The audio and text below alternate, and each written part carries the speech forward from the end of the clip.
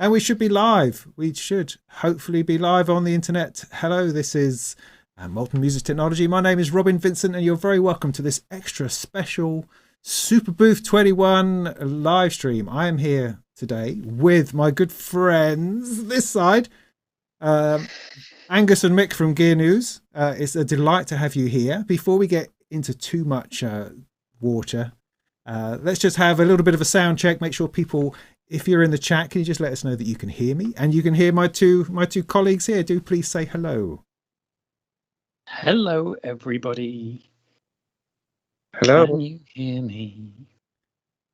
Good. I mean, that's a good start. So, Awesome. So let us know in the chat if Ken, can you tell us whether you can hear us before we Sound carry all on good. with this nonsense? Fantastic. No, they are talking. No, they. Okay, good. Well, do monitor us in the chat and do let us know if we do anything wrong or terrible. You're very, very, very welcome to contribute and to say things, to shout, and to disagree or agree with anything we're saying, or to point out products that perhaps we've missed. The purpose of this evening is just to talk about Superbooth, which has just been, and all the extraordinary things that happened there, that we saw there, or that we might have seen vicariously there. If that's the right word. And to chat about what we thought was good, what we thought was interesting, and see where it leads us from there.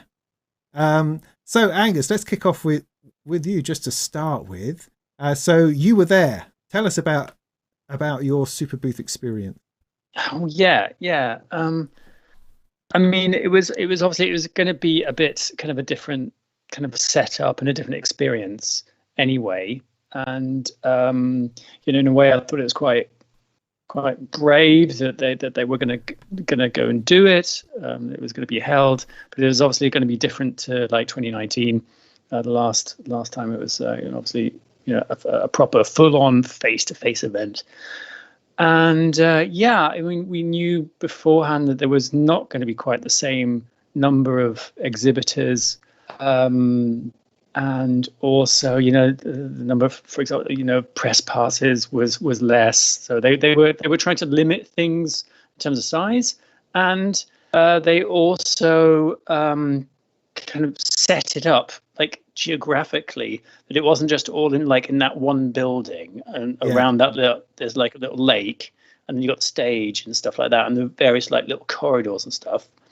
So what they were doing, they were using like a tent area in the middle of the forest nearby, which like a hike, like a 10-15 minute walk or something. And then they had another it was like a community center or something that they'd kind of co-opted, and had a few manufacturers over there. And in this kind of there was a tent area. There was the community center, and then even further away, there was these chalets. I think that's probably where Berliners go, for a weekend or whatever. And they, in the middle of the woods. And each of these there's like a little kind of chalet that a family would go and spend the holiday. And they had some of the manufacturers in there, so it was really quite wide. It was it was more kind of spatially expansive. It was just, they'd obviously tried hard to keep enough manufacturers and products and everything, but it didn't have that kind of dense buzz, that frothing sense of excitement, that kind of thing. And I got there on the first day, and I took a wrong turn. There was a signpost heading straight into the forest, and I was like, okay, oh, all right, I thought it was up that way. And then I ended up at the community center, which is like a 10-minute walk from the main building, and there were people still kind of like getting set up and stuff. So it was got there on the first day, and it was like, wait, have I got the wrong day? Is this the setup day or something? Have I got something wrong? But it was just much, it was just quieter. And then I mean, it looked that way from seeing people's photographs and bits and pieces. It looked very empty. And in fact, AVP, I think, did a little Instagram video of going through the front door and up that staircase, a fabulous staircase in the foyer, and it was just deserted. And then through those corridors, which are usually packed full of pumping Eurorack Right. rigs, Exactly. where there was nothing, and then they went into a large room where they had a tiny stand in one corner of it, which seemed a little bit like anticlimactic somehow.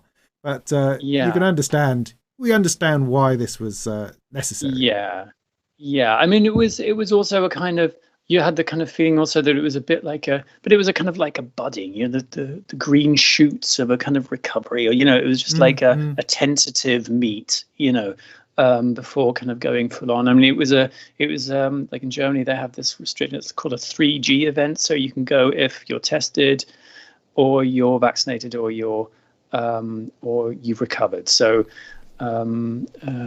it was. Yeah, I mean, they obviously they were taking it all very seriously and all that kind of thing, and so it was different. It was definitely a calmer vibe, a lot less noise, especially those little corridors on that one side where you got all the modular guys. In the corridor, and then off there you got the rooms which are also pumping loads of noise and stuff like that, and it's really. There's just so much going on, and like you're saying, it's a lot less of that kind of thing going on. Yes. Yeah. So how about you, Mick? Mick, I should also introduce. Sorry, I'm always waving the wrong way. Also known as Nugulator, he writes for Gearnews Germany, and is a fountain of all sorts of modular knowledge. So I am learning over time. And so tell us a little bit about how you found Superbooth, your first impressions of it this year. Yeah, the first thing I would say it's more hippie-esque, more like camping with friends, especially at this bungalow site here, which is really nicely set up, and it was from the former GDR. It was one of those things everyone really likes to go because there are rockets and space centers. I've seen that Star Trek room from the inside, which is really great, and there's even a swimming pool in there, which is located here in the west wing. It's called West Flügel. And, the feeling was really it's more going for a walk somewhere.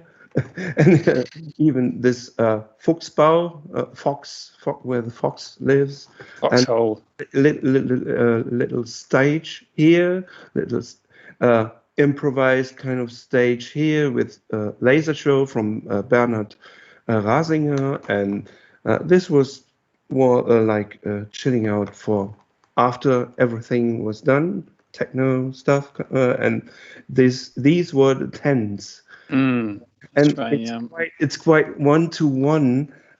You were actually here when you just went out and see the stage over here, which you already knew when you have been there before.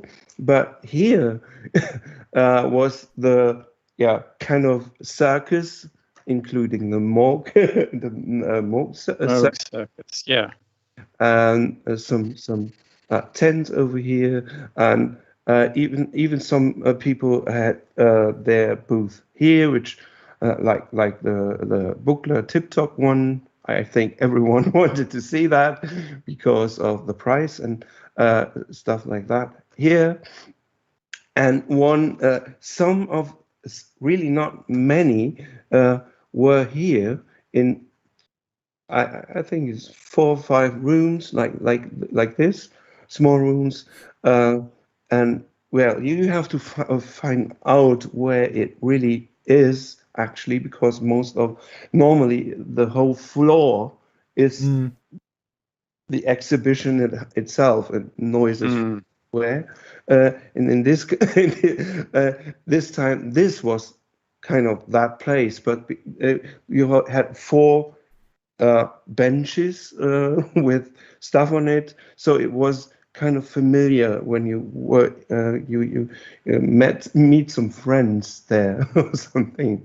Yeah, that was my impression. It was for that reason it looked like being more empty, and it was more because you and the people had to learn. You need to go to everything, every place far out.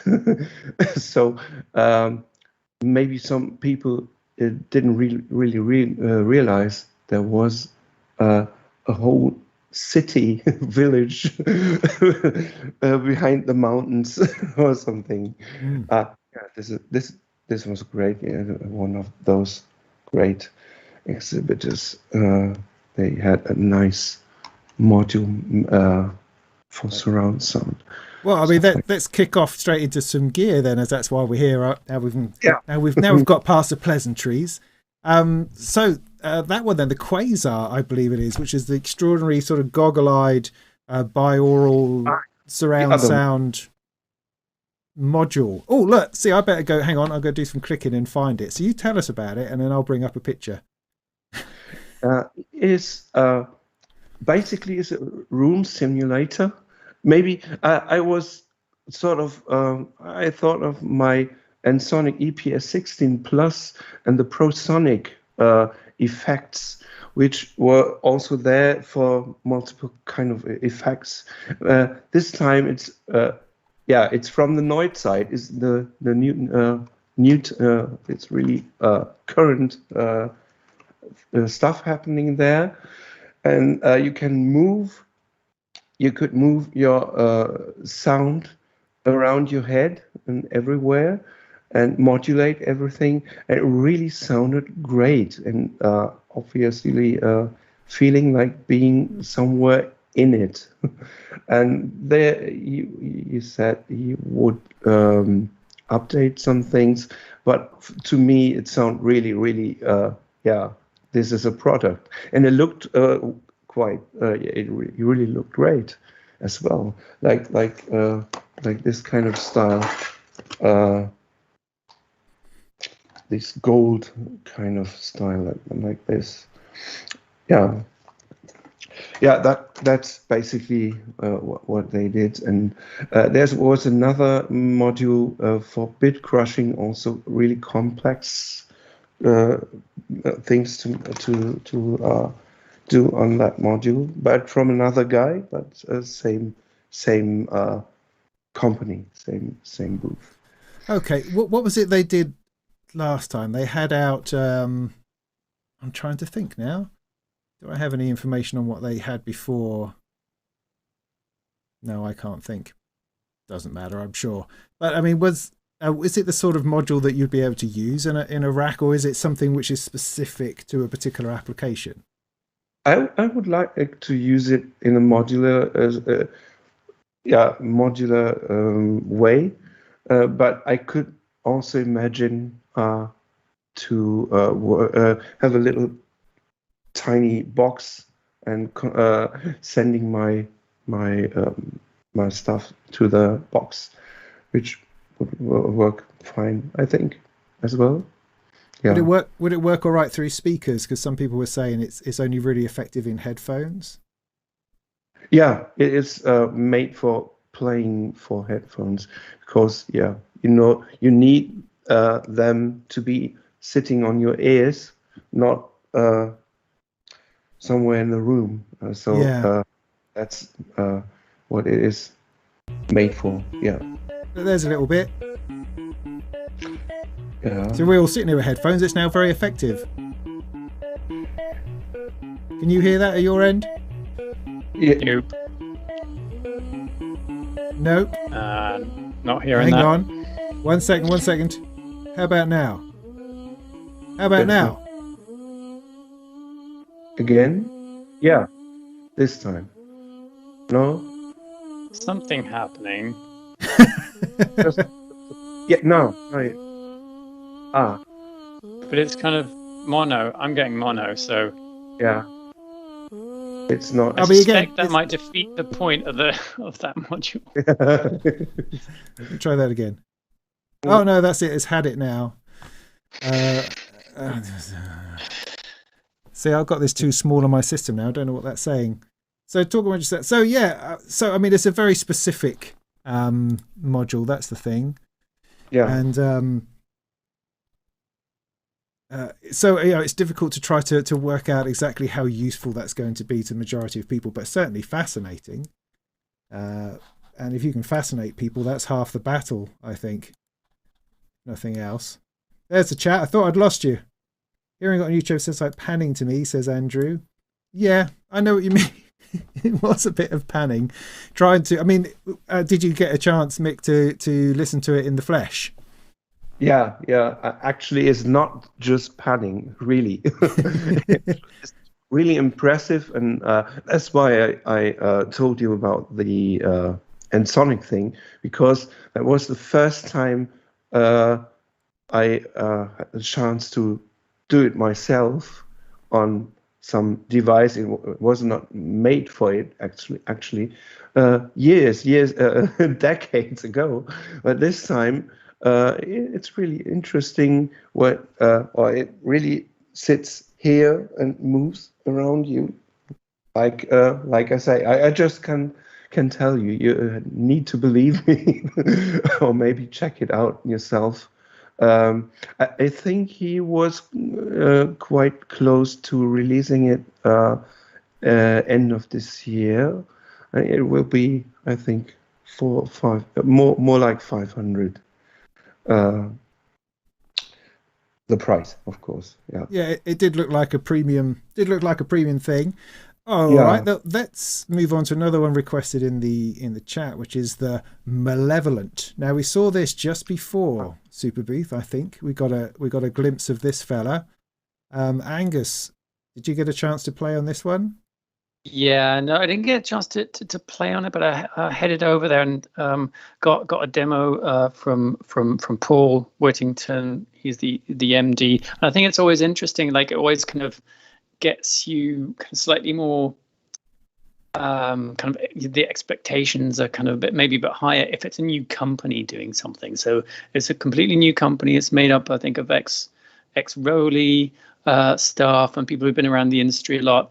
And yeah, so it's a new brand, and and this is their first thing.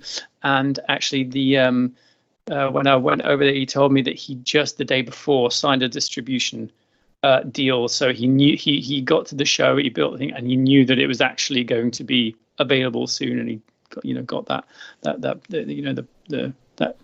step in that kind of business thing, the setup sorted. Yeah, so it's quite it looks quite as though it's going to be kind of quite light, with a mini keyboard and everything, but actually if you pick it up, it's actually really, there's some heft to it.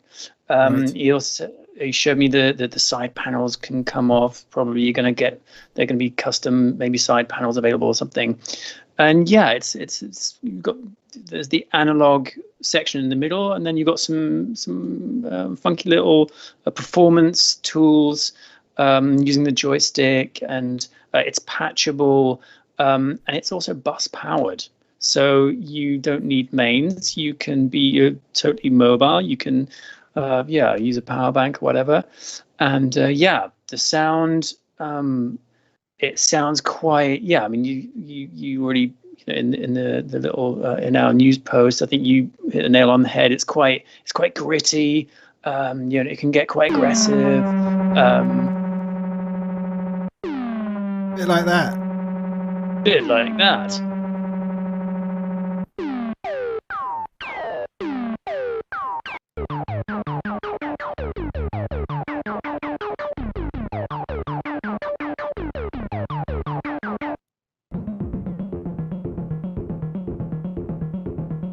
Yeah, you've got that burble going on there, don't you? That kind of graininess. Yeah, it's not a clean synth. It's not a. No, it doesn't come across as a fat lead necessarily. It comes across as something slightly more twisted and interesting than that.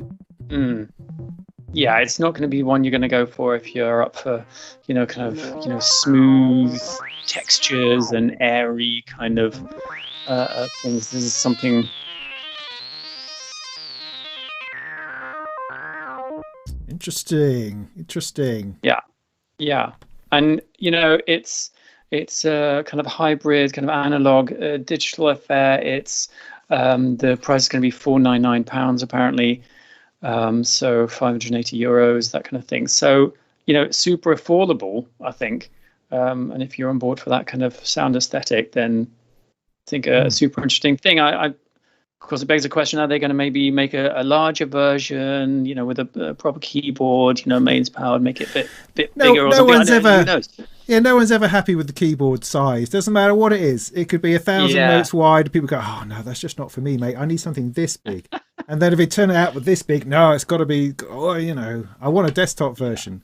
There's always a group who are displeased with whatever form factor you go for. That's true. Corrosive Abuser, hello. He reminded me in the chat that the internal circuitry comes from Future Sound Systems, which may account for its kind of chaotic, gritty nature, because that's what they like over there. They like things to be barely working and stuffed inside a heavy metal box. So that would give you a flavour, I think, if you're familiar with any of that kind of stuff, any of their kind of stuff. Maybe the key is it is a Salon key filter, which is different and something you can mention somewhere because it's not a Steiner Parker, it's not a Moog or a State Variable, whatever. It is actually a Salon key filter, which is it's based on an op amp, and it's of course very analog sounding, very dirty, dirty bastardish kind of. But I used to give a little less level into it, so it can sound soft and warm if you treat it not as bad as he did, maybe. Do you know of any other synths that have that sort of filter? Can you give us an example of where else we might find that filter? Not really. Maybe, the Wasp is a bit like it, but it's a diet filter. It's different, different one. Interesting. But it's still something different, and it really screams fast because at the moment when I checked it out, it was just 2 or 3 1/3 or even 1/5 of the resonance potentiometer, and it was going into self oscillation. That may change. I don't know. I talked to him, and he took notes of everything I said to him.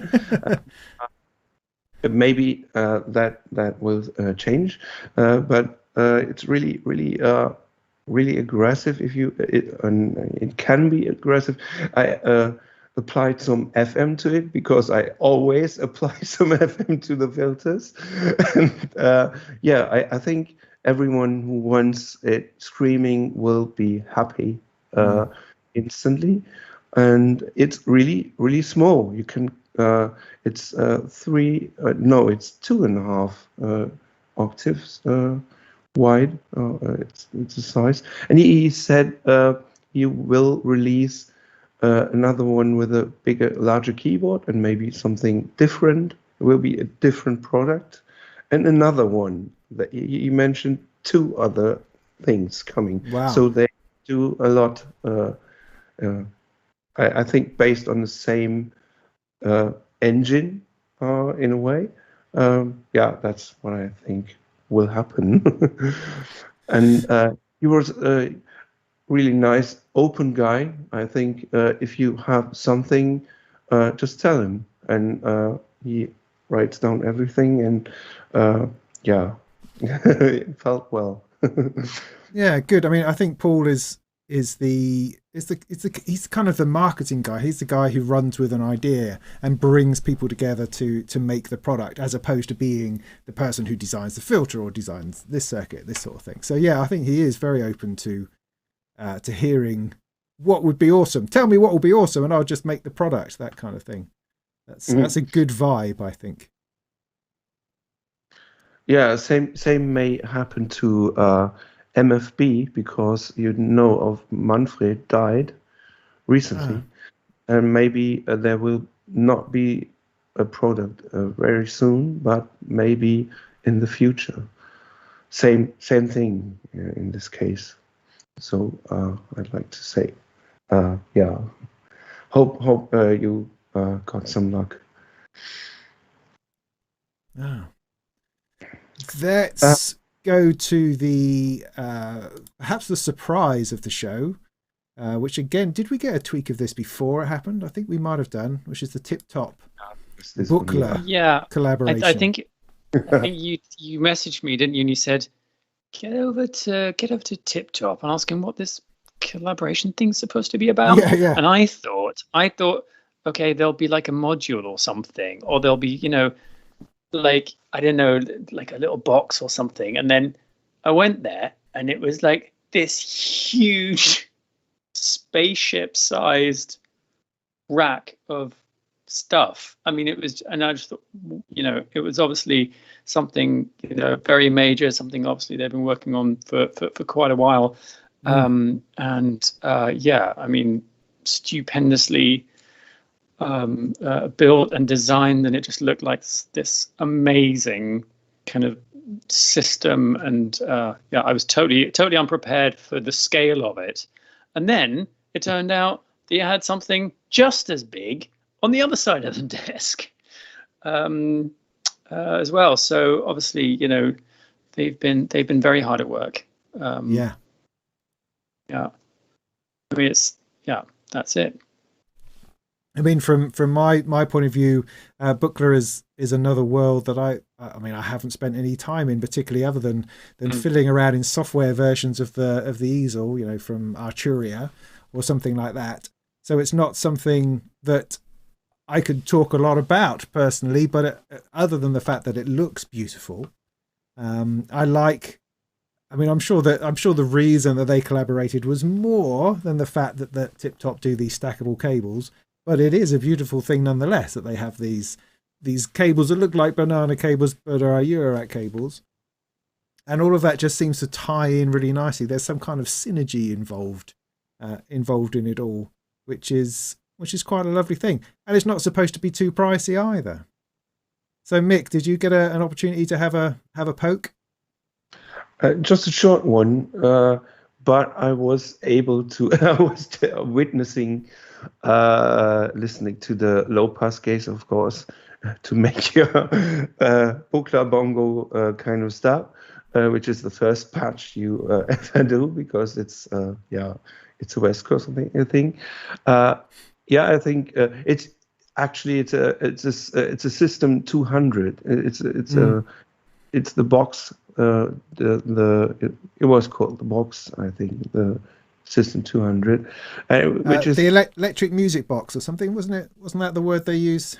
Something like that. But yeah, you're dead right. Maybe it was electric. yeah, electric. Or friends are electric too. But I think it is it is more modern than the System 100.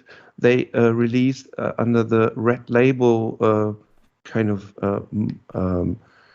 brand or company, and this time it is officially released as Buchla under the Tip Top name, which is also a bit different. I think it will be more complex and more. You can do a lot more than just a cool sawtooth and a really, really cool VCA I discovered on the system it was called the System 100, and this system is more advanced, but is obviously it is vintage clone, something like that, but obviously from the right person. I think it was sounding quite cool and interesting, and I would like to have more time with it. Yes. I normally don't spend too much time filling out really special things because you don't have the time and the brain and the ears and everything. Because at that point it was when I came there, it was quite noisy already, and so a lot of people were around there, and so I just keep an eye on it, and maybe I happen to put my dirty fingers on it later. Do you think it's a sort of system that needs to run on its own, or do you think you could take the odd module and stick it into a larger Eurorack? Do you think that would work well? The signal path may work fine with Eurorack, but I think it's still 1.2 volts per octave, which is not the same as 1 volt per octave, which is more logic, but is still different. So I think there will be a converter thing or an interface module. I don't think it is that hard to make these, and so I think it will work. Maybe taking sequences from another system and things like that. I don't know. Yeah. I mean, that's vital information, really, isn't it? Because that's not something that I would have thought about as such. I mean, it's similar. I mean, I can't help but compare this to what Behringer have done with the System 55 and with the 2500 and those kind of vintage modular systems. And I've been quite critical of when they've done the Moog clones. It's like it seemed like an opportunity to fix some things when actually they stay true to what the system was, using the S-Trig and V-Trig rigmarole and stuff like that going on. And so it always becomes a question that when you are reproducing something from the past, do you fix it to fit in with our system that we have now, or do you leave it authentic or more authentic, and yet make it harder ultimately for people to move it into their systems? It's a question. I think it's more because it is hard to convert that kind of cables, because they're all different, and the voltage and even the trigger is something different. So but I think it is interesting, but maybe everyone stays at the Buchla first, but maybe there will be a nice converter or interface module, and because there are a lot of kind of West Coast modules out there, and you might want to mix them, but it's for me it's a special system, and you might want to have that distinct sound from exactly that box, because it's not an Easel, and it's not a System 700, and it's not a 100. It's a 200. That's what I think. It's the same with Surge, the 70s ones and the newer ones, because they are all different. But you could still mix it. I even try to mix EMS synth and add maybe a Moog filter. But if you mix it somewhere, it loses the EMS kind of morbidity, or this kind of darkness. Maybe that might happen. I don't know. I've never had the chance to really try it out for 1 week or something. Yeah. I mean, a few people in the chat have said that Tip Top say that they are or will be 1 volt per octave. So, perhaps to be confirmed. And also pointed out that there is a 1 volt per octave input on the Music Easel, which has been newly updated. Well, a completely different booth in the village. Oh, right. Yeah. It is really, really bigger because they had to move that module on the top left, which is not part of the original Easel, and it's a different suitcase, of course. They plan to make some memorizing module, like the wireless module they had before. Maybe they do it the same way. I would like to have this being a module as well, not putting it into that Commodore kind of user port there. Mm-hmm. Yeah, I mean, it was certainly interesting to see a new music easel coming along. In any case, I mean, they did the command center not too long ago, but Buchla are quite. I don't know. There's an old school vibe to their website that makes you think that they're not really doing anything at all, and so it's good when something new and sleek. Because they did when they launched the 208C. It was, the quality of the video was so low that you're wondering whether Buchla now is just some old geezer in a shed somewhere, sort of shoveling stuff together. So it's good to see this sort of presentation now coming along that's showing that they're on their game and they're movers and shakers in this new world that we find ourselves.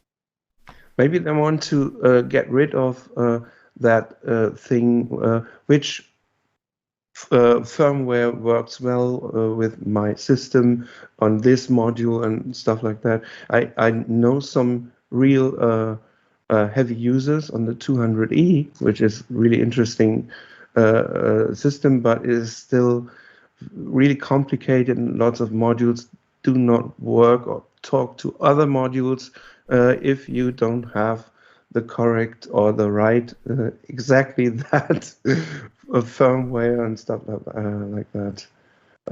Maybe it's maybe they want to have something easier, like the Easel and the system 100, so that the 200 will be really easy to handle and to really work with it without don't care about updates and even digital things. Yeah, no, absolutely. I think we can all relate to that. Let's move on then, because time is not our friend as ever. Let's have a look at the Dreadbox. How are we pronouncing this? Nymphes, Nymphes, Nymphos, Nymphs, Nymphes, Nymphes. Well, it's Greek, isn't it? Yeah, it's Greek, isn't it, mate? Nymphs. I'm just going to say nymphs. Yes. Well, we saw this again before the show. Thinking, was it at Nobcon? Yeah. No, I don't think it was, but we did see it in the week leading up to. I mean, a lot of stuff came out in the week before, and I haven't seen a lot about it. I managed to get a couple of minutes of the video earlier today, but other than to look at it and write up the specs and write a little bit about it. Did you have an opportunity, Angus, to try it out? Yeah, not try it out as such, because I was unfortunately I was only there for one day, so it's just about rushing around to try to see as much as possible, and talking to a few of the people, so I didn't really have time to check stuff out. But we knew, because I think our post went live on the Monday, so we'd already seen that there was a lot of interest in it, and it was obviously one of our most most often clicked posts in the run up to the show. And so I was slightly taken aback about how compact it is. It's actually quite a small, quite a tidy compact little box. It's just a bunch of faders and two knobs. But then when you're hearing what it can do, it sounds rich. It sounds like there's a lot going on that you can. There's lots of assignability, and I think they wanted to make something that was very clean to use, but that there was quite a lot of customizability, underneath. And as such, I think the price is something about €500, something like that. I think it seemed to me that it had a lot going for it. This.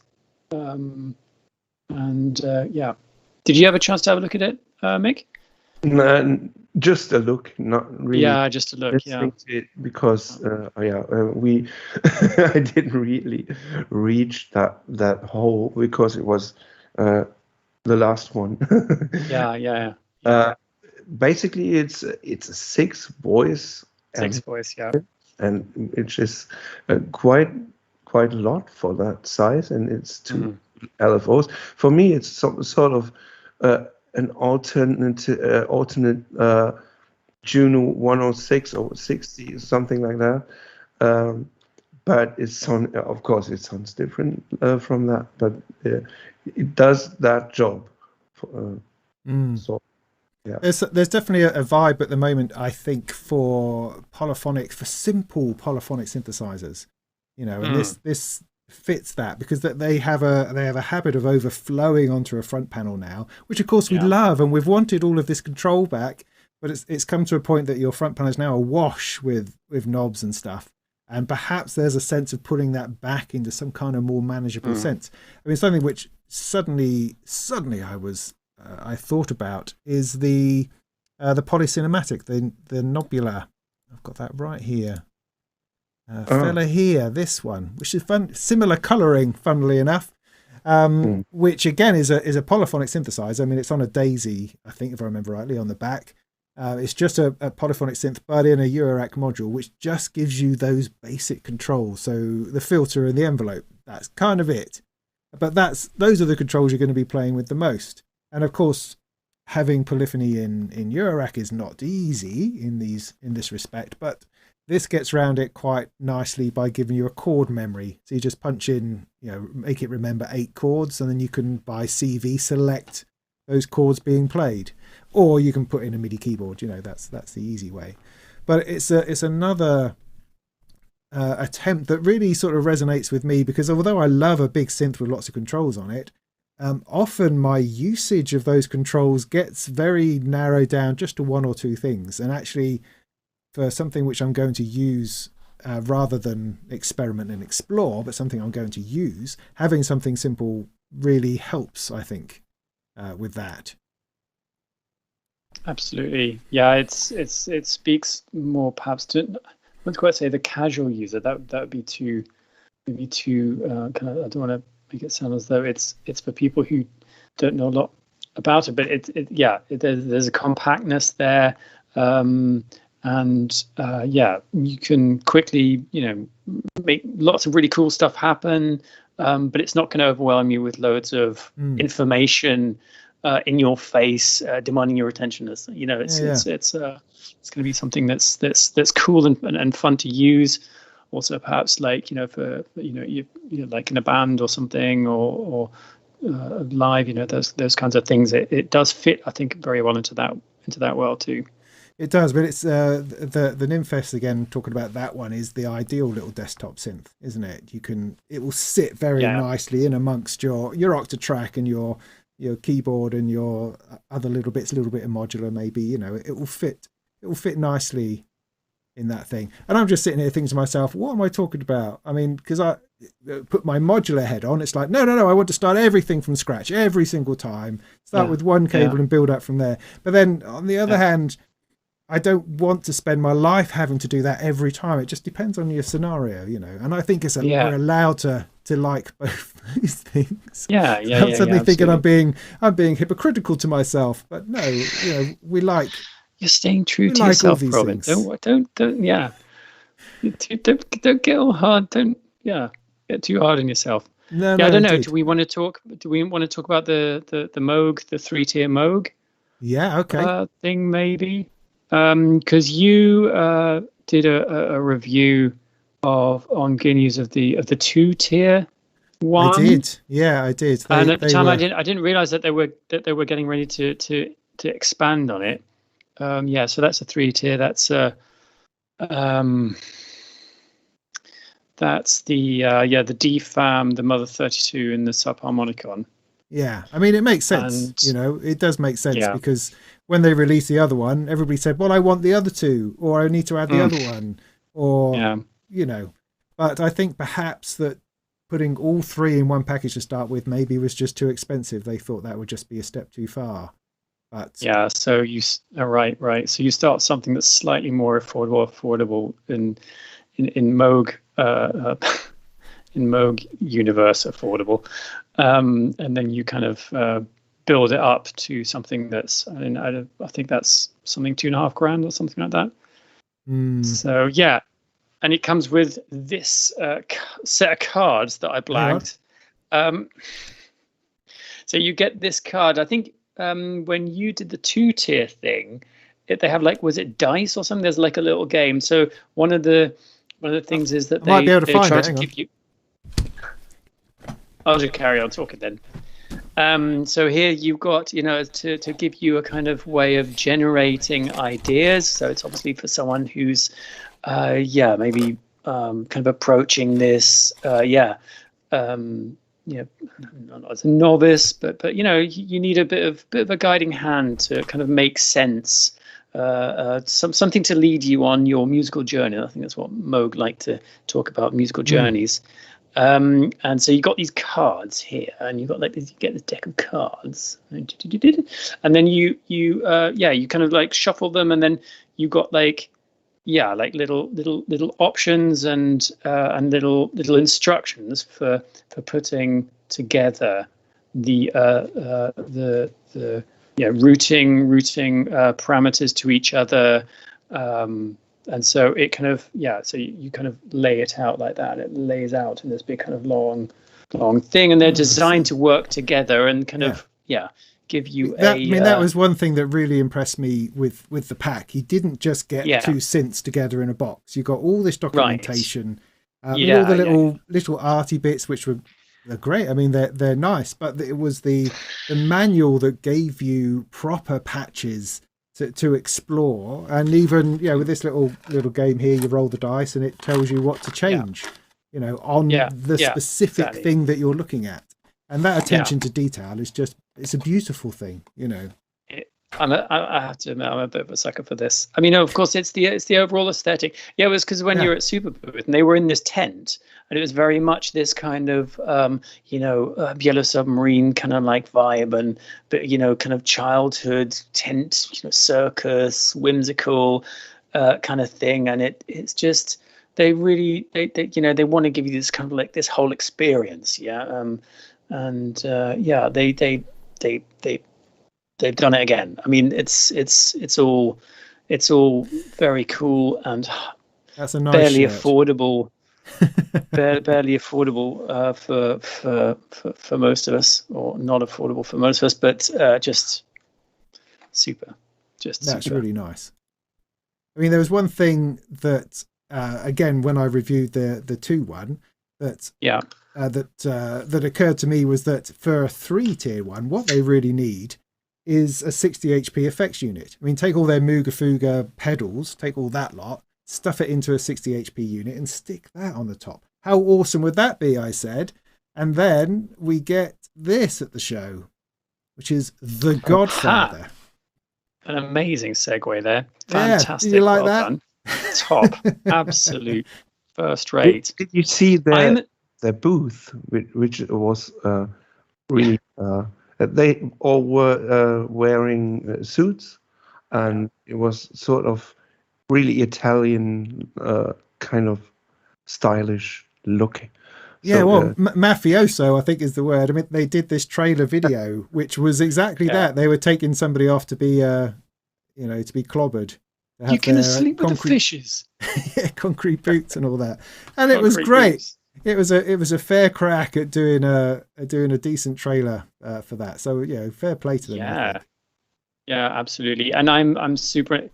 I think they were in the same tent. Were they in the same tent as Waldorf, Mick? No, they were next to the next tent, of course. Okay. No, because when we saw each other briefly. By Waldorf. Do you remember? It started raining and then suddenly the lights went out. And then the power went off. They had a power cut. Went out in the next tent, which was the 5-unit modules from Moon and synths. Right. Yeah. I mean, that was the box that I was annoyed later on that I didn't get to have a look at. That was the one that, yeah, I was upset I didn't get to see that, because yeah, having had a look at some of the demo videos that have been done, it just looks like such a huge box of possibilities. I don't know. Is that something you put in your rack? I don't know, or is that more of a kind of like desktop? It's a good sort of kind of thing. Kind of More of a desktop thing. You could rack mount it, I suppose. Like a Mother 32 as an effects box, and you have 4 delays. 4 channels. Yeah. You can send your stuff to, and ping pong, and lots of modes, and in the menu, and but really hands on. You didn't really had to scroll through menus on the machine. Yeah, it did. It looked from the demos that I saw then later. It did look relatively intuitive, and and obviously that and it looks super, and definitely the one I'm upset not to have spent a bit of time on.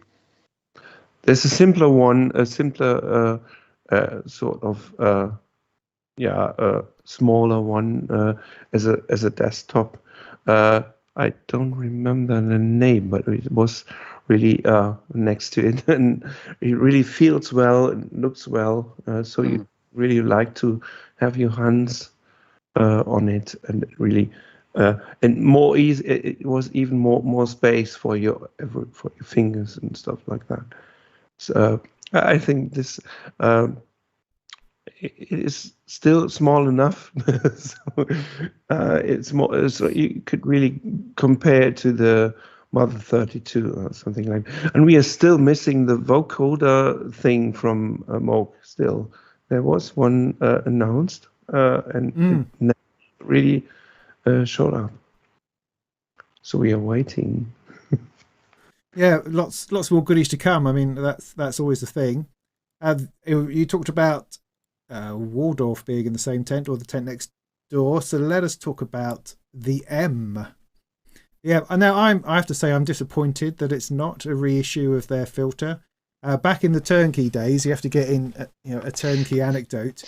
It was turnkey. You have to get it into every it's everything. Every conversation, there has to be a turnkey anecdote in there somewhere. So back in the 90s, right, in turnkey, in the back room, you had the Waldorf filter was screwed onto the wall, and that was the thing that you did in order to you had competition trying to blow the monitor speakers with that thing. So you just wind it in and then and let it go. So I was hoping that they were going to re-release the Waldorf filter, but no, it's essentially, I guess, a combination of microwaves stuff into a modern shell. Would that be an accurate description?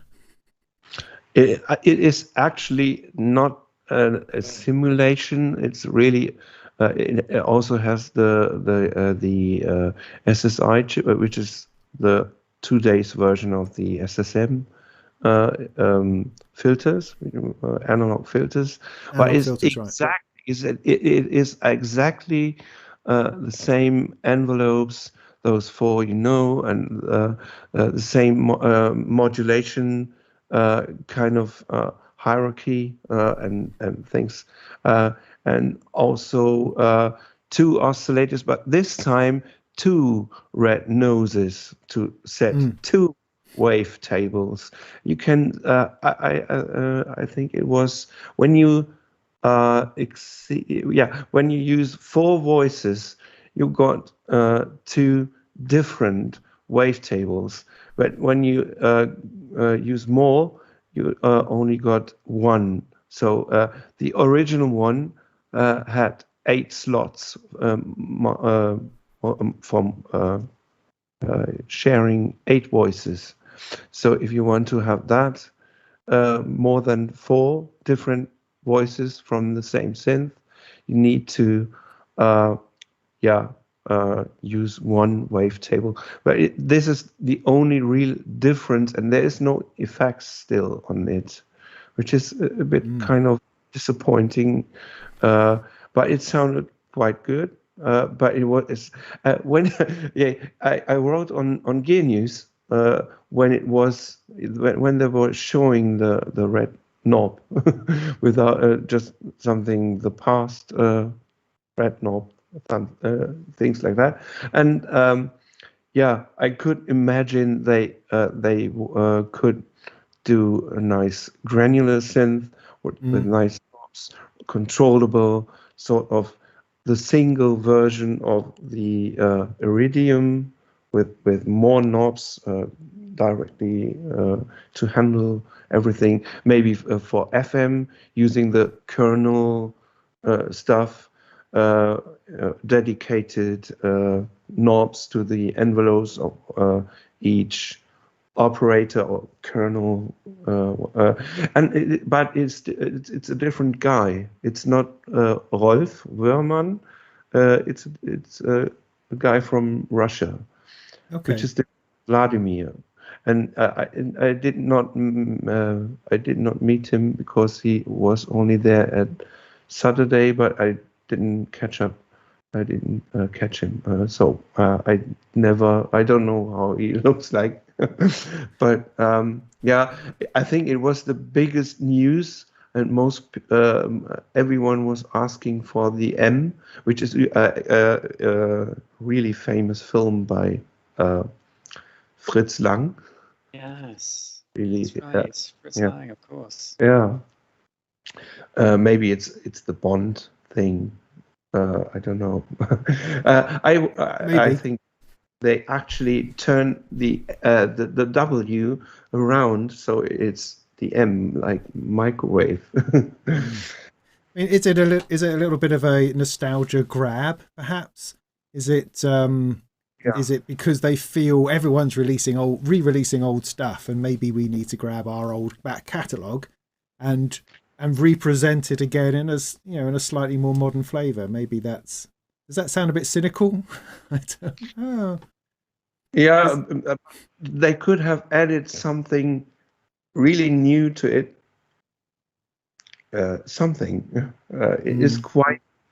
It's maybe too much of the same, being the same.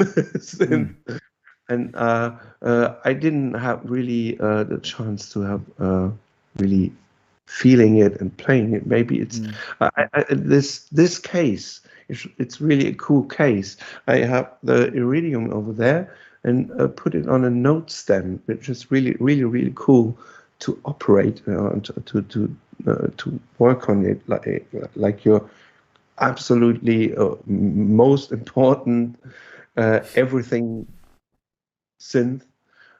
So this desktop case it's nice to me to form. But what do you think about that desktop case and form factor? Yeah, it's good. I mean, it's again, everywhere there'll be a whole bunch of people saying, well, I want a keyboard version, of course, but that's interesting. I mean, it's Super 6 actually, Udo with their Super 6 desktop went that little bit further and included a monitor stand adapter for the back, so you could sit it on a monitor arm, which is a quite nice addition, which is another synth we could talk about. But just to finish on this one, I think it's interesting that there's a lot of wavetable around at the moment, and everything seems to be about the modulation of those waveforms, whereas this one is like, no, we've just got a load of wavetables, here you go. You're like, no effects, no. I mean, there probably is morphing, but there's no emphasis on morphing like the Hydrasynth does, or like the Modwave does. And it's all about moving that stuff about, whereas this seems to be about pure in your face wavetable sounds, and I guess that's the Waldorf way in many ways. Maybe it's a bit too Waldorfish. Maybe too Waldorfy for their own good. Because at the time when the microwave was new, it was really something really different. They even advertised, like, if you have one of these showing the M1, you need one of these showing the microwave. Yeah. So, and this time it's exactly the opposite. Everything is doing wavetables these days, they could have done something different, which is more Waldorf to me than anything else, especially since Rolf is the new chief, and Stefan left. Stefan Stenzel was the developer for the microwave and the hardware guys like Andy Busse, who is not still not alive, and maybe for that reason. I don't know. Well, we shall see. But this is the Super 6 desktop. Very similar form factor. When we saw the tease of this, actually, we saw it on the edge, and it did look like it could be a keyboard. The way it was. In fact, do I have an edge shot here? Yes. So we saw this sort of in the mists of a piece of material or something it was coming out of, and it does look like the side of a Microfreak or something of that sort of nature. But no, it turned out to be a desktop version of the Super 6, which I'm sure people are happy with, those people who want that sort of thing. I don't think there's any other changes to it other than its size. It's just the same well-regarded synthesizer. So about half the size of a keyboard version.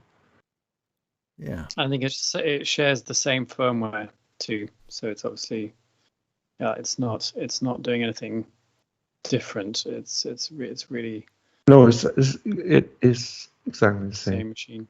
Yeah. Well, let's not spend any time on that then. No. It's cool. I mean, it just looks fantastic. I don't know why I thought when the first time I saw it, like the first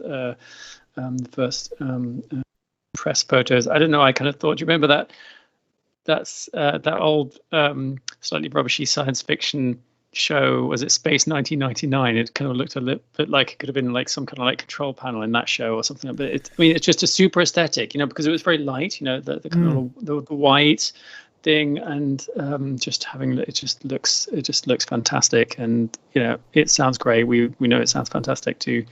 Do we know what the price is? I think it was going to be 2,100, like that. Pounds. Is that pounds or euros? I don't know why, but I had a price around 2.5. Yeah. Isn't the synth 2,200 or something, and this was 1,500? Oh, somebody will find out and let us know. We probably really wrote about it. It looks like your Commodore 128, says Tobias. It does. It does. So another thing that was leaked before the show. £1,949 on the desktop. I'm seeing. Okay. Just under $2,000. Seems a lot. I don't know. I never know whether they have a good feel for pricing of things. It's difficult to judge, I think, without having these things in your hands. It's like the sequential thing, the Profit 5, £3,000, and the Take 5, £4.50 or something, whatever it is. They're giving it away with a packet of chips.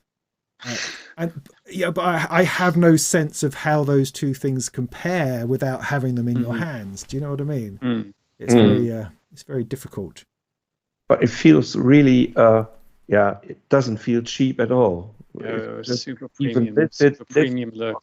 Touch the knobs and actually sliders play actually, and that is the same idea with sequential. I don't think you did compare it to something else, because I think that's a good comparison. You just wonder whether you'd be happy with the Take 5, because I mean the Profit 5 to me is such an aspirational synthesizer. It's one of those ones I've wanted since I was a little kid, and it's like with the Take 5, I feel like I'm close now. I'm close, but it's still not. It's not the Profit 5. And of course, since they've released the upgrade, you have to buy a Profit 10. So the Profit 5 is essentially dead now. You have to buy the 10 in order to get the split layer mode. So, which makes it even more expensive. Damn you, sequential. But you always had you have your hands on it, because really. No. I really enjoyed it. I had a chance for the 5 normal 5 voices, and that's I always switched it to SSM mode, to the Rev 1 mode, which is really, really, you just like it. Yeah, it was the desktop version, and I think I would go for that if I had if I had to choose. I would go for the desktop version. What's Nice. what do you think about that? What would you do? What would you do? I mean, I don't know. I mean, I think that the Prophet 5 to me is such an iconic instrument. I would. It becomes more than just being an instrument, because I mean, I've got things that can sound like it in software, and so it becomes a different. It's not a desire to find a particular sound. It's a desire to play a particular instrument, and that's where hardware has a whole bunch of different factors going on when we decide to make a purchase. And it's just my sort of gut reaction to the Take 5 is simply that it doesn't excite me. It looks like it could be from anybody. I'm sure the sounds are spot on, but there's nothing in there which excites my desire to purchase an instrument. If that makes sense. I'll quite happily have one, quite happily play with one, but it's not something I'm looking to do. Does that make sense? And what about the Super 6? Super 6, yeah.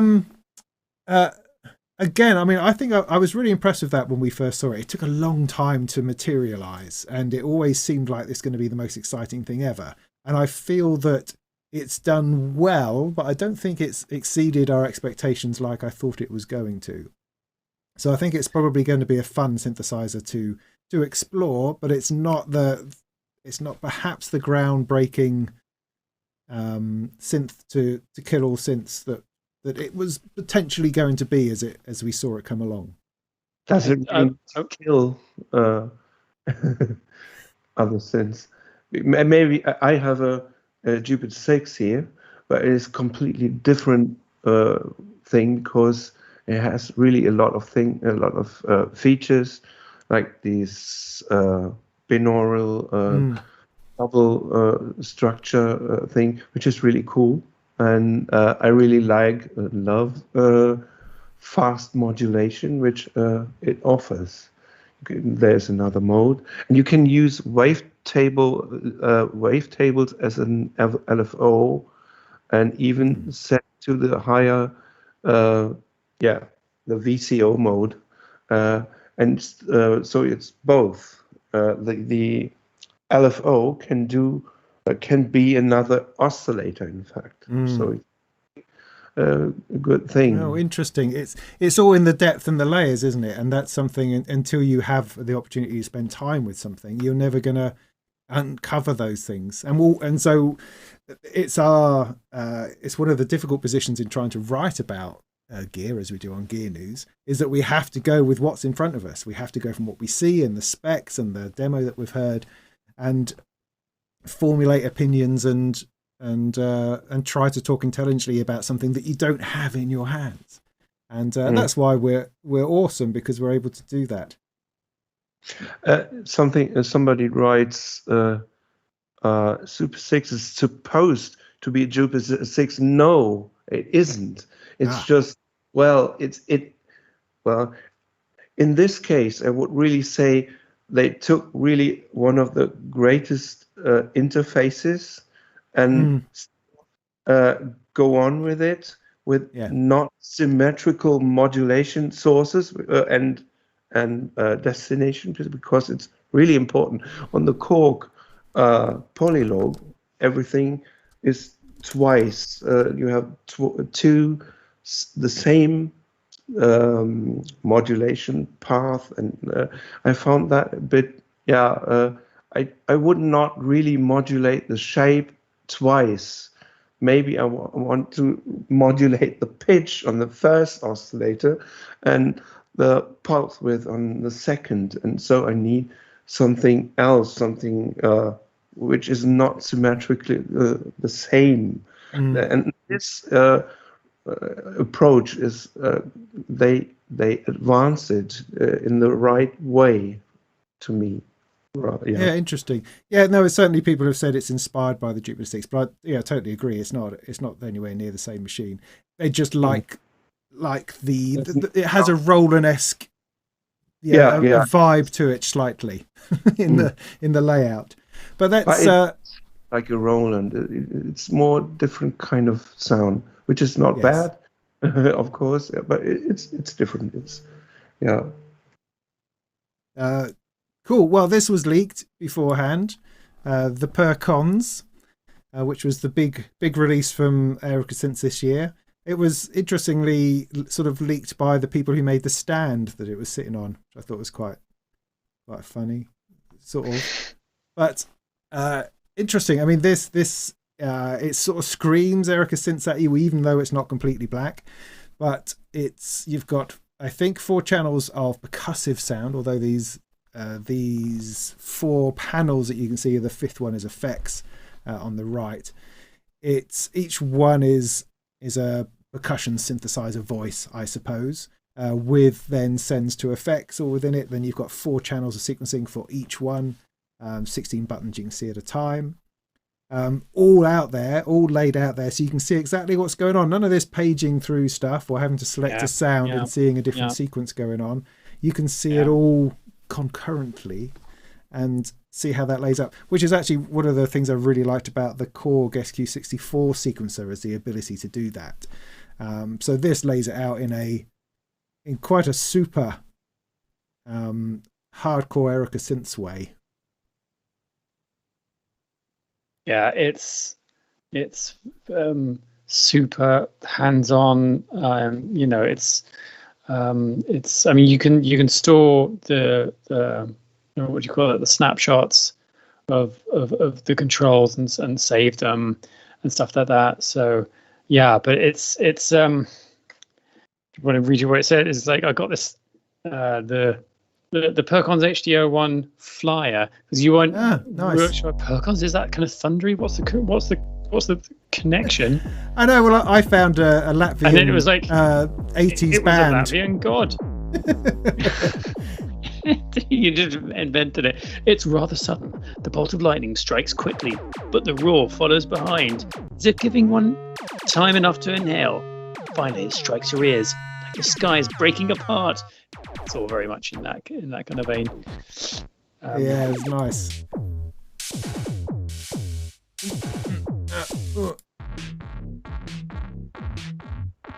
Sorry, which one are we looking at? Do you want to be looking at that?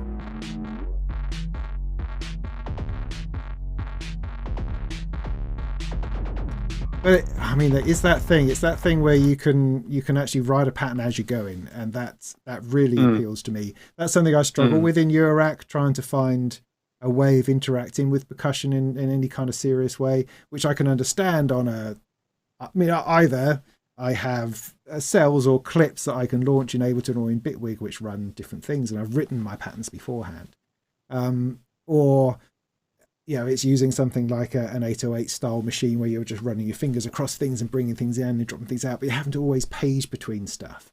So this really appeals to my desire to see that sequence, that pattern out in front of me and be able to affect things, quickly and super easily. accessible. Yeah, that accessibility, absolutely. Yeah. But I want it somehow matched with a Pulsar 23. How do I get those two to work together for this sort of perfect orgasm of percussion synthesizingness? How am I going to make that work, Angus? That's what I want to know. That's what I'd love to be able to tell you. No, it's cool. I mean, looking at the last few things that they did, it's also something different. I wasn't quite expecting them to go in that kind of visual design direction, and with this kind of like bluish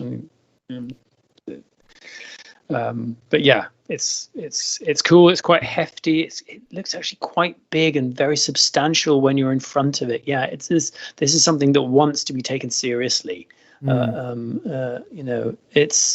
It's something that you probably are going to make a very important part of your process or your setup. I think it demands that kind of presence, that kind of attention.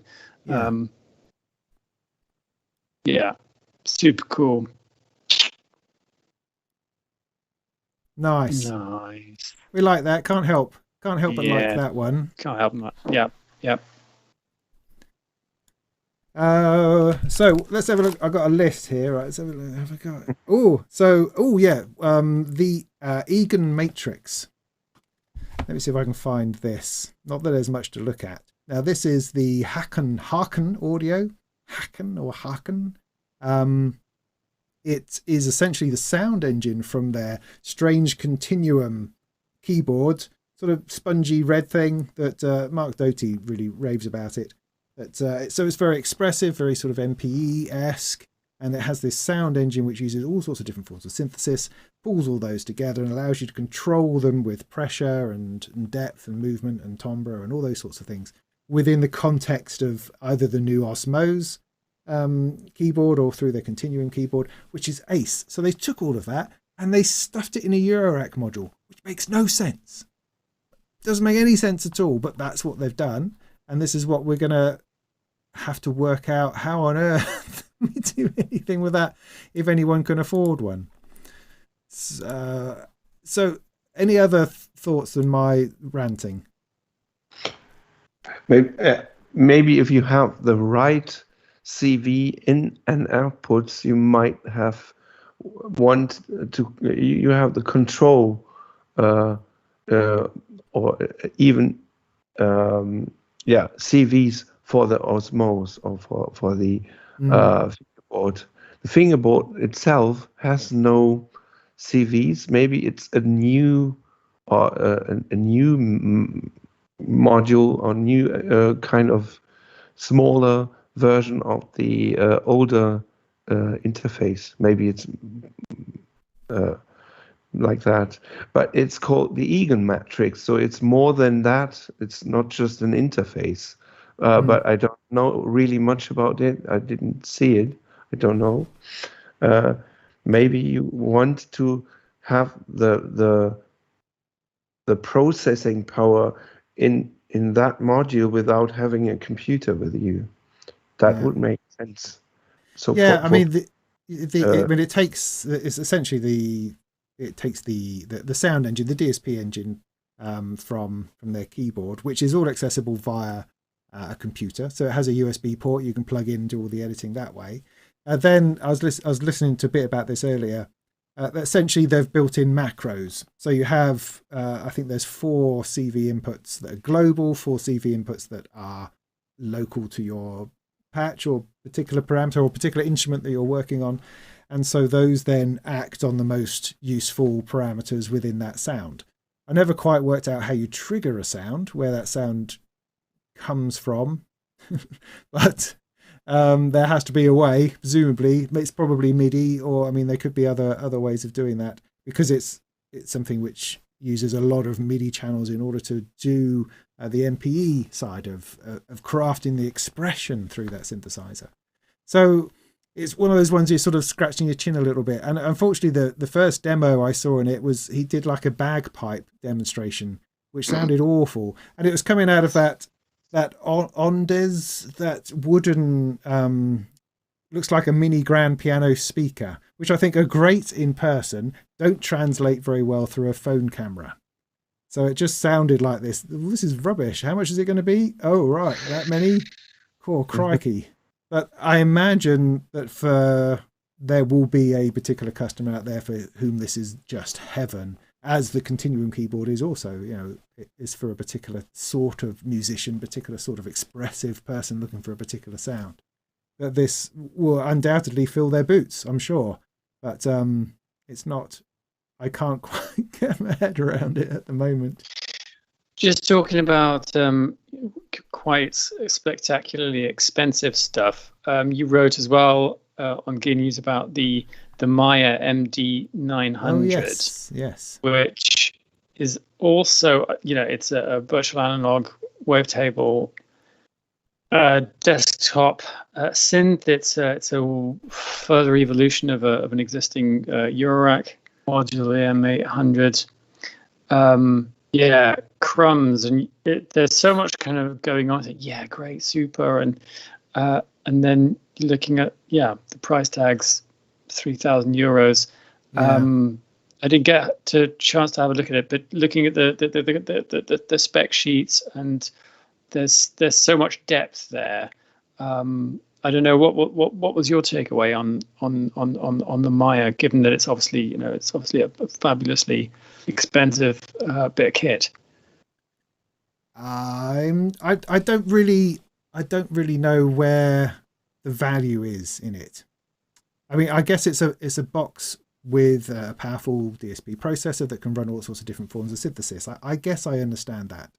I'm just trying to find, and I mean, it feels in some ways like a Korg Kronos. It feels like a big Roland workstation and a Yamaha motif, and those sorts of things just don't interest me. I can't summon up enthusiasm for such a massive synthesizer engine. I like things to be a little bit more contained and where I know what's going on. So again, I imagine it's a box of sounds for a certain group of people that's not really me. I'd prefer to have 5 different things that I can go off and play on as an instrument, rather than a single box which has all this stuff in it, because it then doesn't become it becomes more of a computer exercise, running everything through a single interface. But yeah, so no, it didn't tickle my fancy particularly, but I know some people really do think it's extraordinary.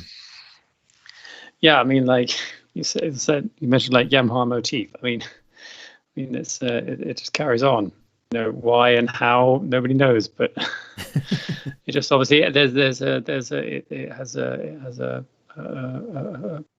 base for people that want that. They want the breadth of the sounds available. Yeah, I just thought it was an interesting one, this, because because the high end of the price range of the stuff that we saw.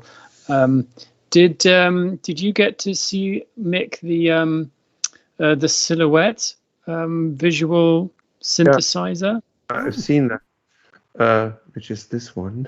You got the little card. Fantastic. No, it's not just a card. It's a card that you can make your own silhouette by just cutting this out and folding it, and then you have a little. I did not have time. I see. Okay, that's beautiful. Nice little gimmick. You can just cut it out and then make your own little silhouette. Then that's sweet. Just to mention the Maya, it wasn't. I think it's not really exactly that, because I just need to come back for 1 or 2. It's a 4-slot multi-engine kind of synth. So it has samples. It has it has a lot to offer, and it has a full implementation of all the Ableton clip stuff. You can attach a controller to it and really perform and sequence it. So that is sort of workstation-ish kind of approach, but it is more like a real synth. It can do a lot of stuff. I think it's more than just a Kronos. Just want to mention. No, sure. More than my opinion is always welcome. Yeah. Okay. But this is everyone aware what it is? It's actually a keyboard. There's a little it's a scanner. There's a camera, and then you can put everything visual stuff in it, like this, and it creates a wavetable from this image, and you can even load images of any kind, and Yeah, even videos as well. We make like short video sequences too. Take a part of it and use it as a wavetable and even as a performance. There are LFOs in here, and a lot of other things. It's basically it's a mini Mac inside. It's a real screen and a little box mounted on it, which is that you can look through it and have another menu behind it. So it's really clever. Found it. Yeah, thank you. Yeah, I mean, I quite liked this. I mean, it looks a little bit Heath Robinson. I don't know how to translate that into Germanness, but a bit crappy. So I'm looking for this interface here. Yeah, which I think it's genius, but it is genius. It's just not quite there yet. Yeah. So in the version that he was showing, the screen is fixed, like the screen where you're seeing the picture that it's being used to generate the wavetable, and the finished version that's going to be flippable, so you're going to be able to flatten that down, it was just so out, like off the wall. It was just something completely different. I mean, yes. I hadn't seen anything like that, and I saw 2019. He had a version 2, but this is, I mean, it's being refined, but it's like this is really one person, designing this idea. And putting together yourself the hardware, assembling the hardware, and then maybe having one person like an engineer to help you actually, integrate these parts together. And so there's no team of designers or anything. It's him. And so it's totally unique in that sense as well. I mean, do you know what I mean? It's kind of, in a way, it's kind of like garage project, but it's, I thought it was super cool. I wasn't so, the videos, I thought, okay, yeah.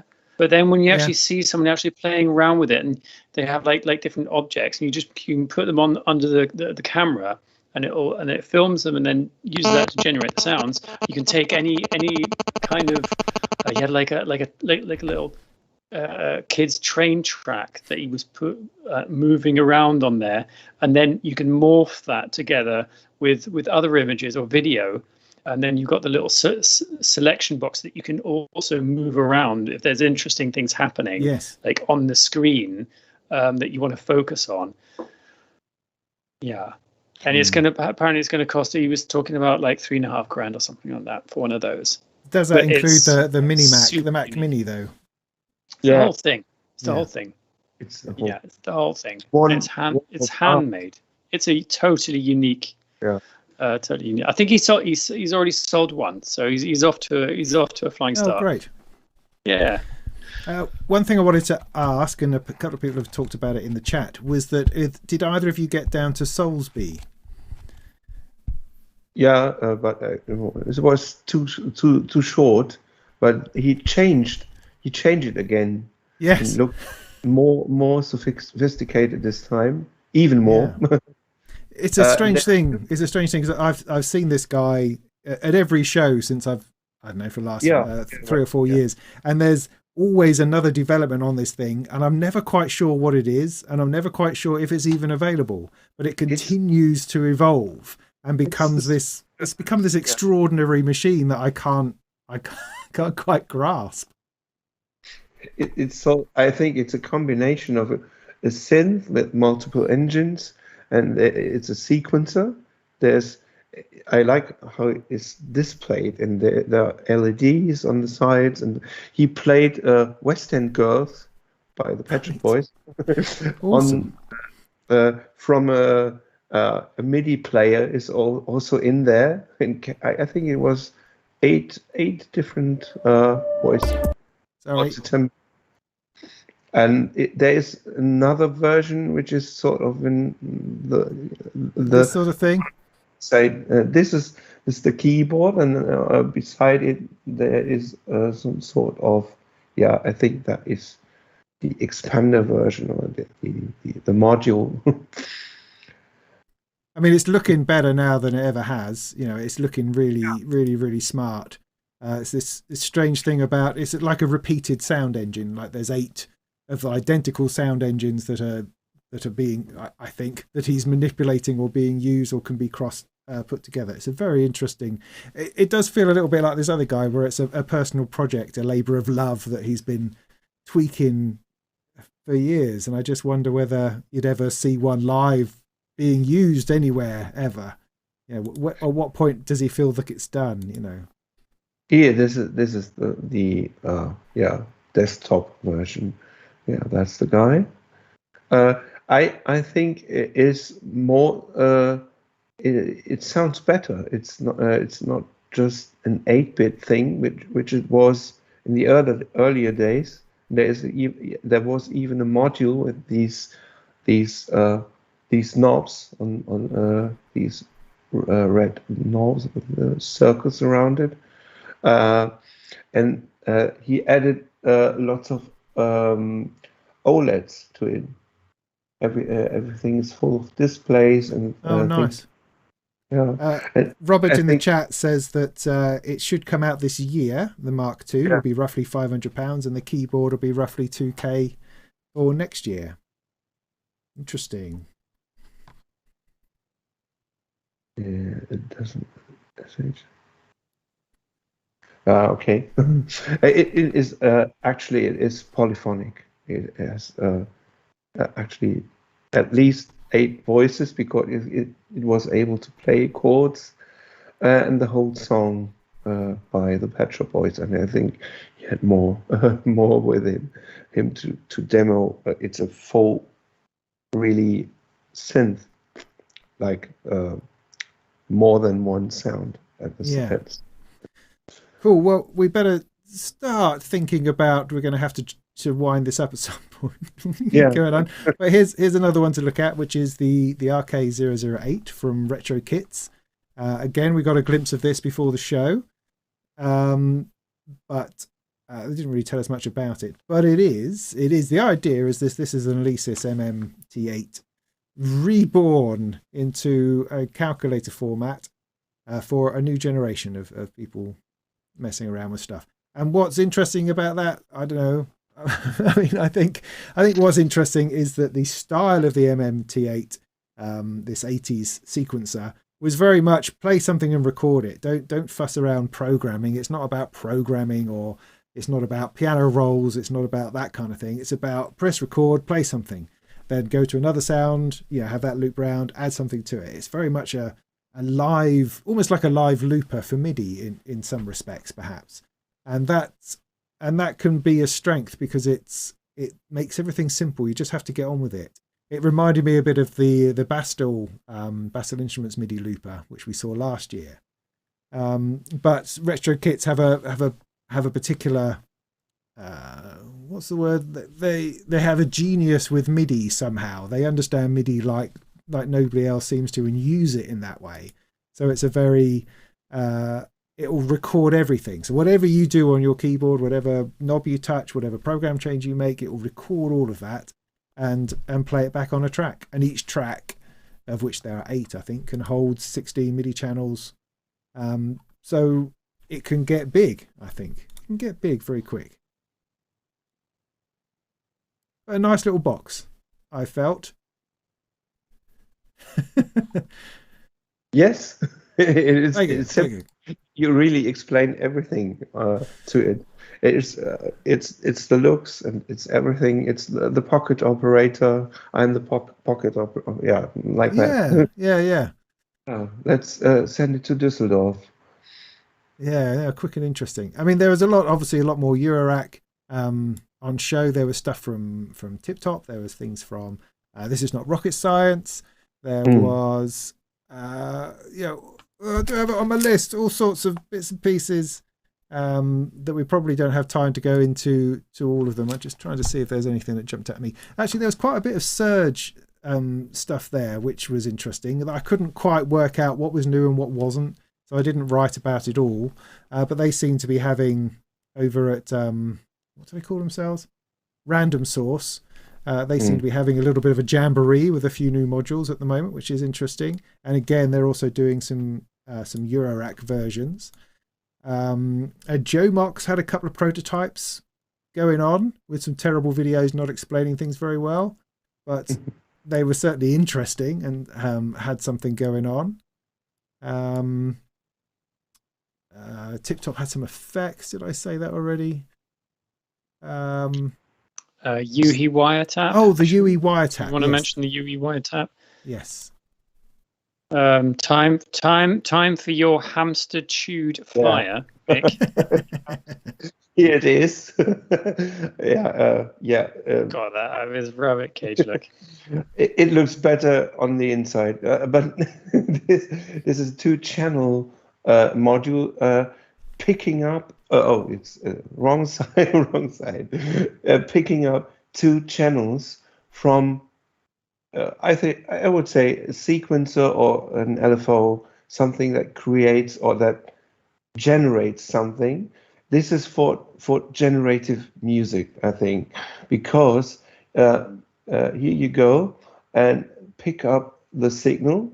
That's hence the name. Rising, when it's rising, it gives us a signal here, or falling, like a comparator. What's the name in English for that? Comparator. Comparator. Okay, thank you. Moving. It's not solid. It's moving, and if you use these, you can make your own rhythm from another sequence coming in here and here. So you have the chance to have rhythms and melodies, and this part is it's a little envelope here, release time, and this is the